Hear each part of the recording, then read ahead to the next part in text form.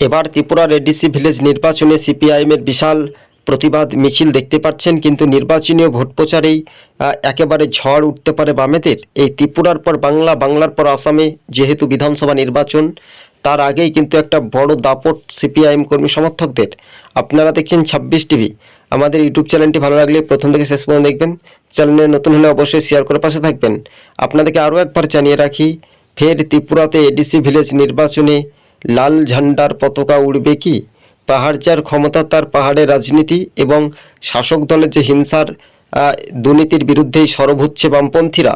দিকে দিকে মানিক সরকারের নেতৃত্বে বামেরা ক্রমশ আবারও শক্তি মজবুত হচ্ছে।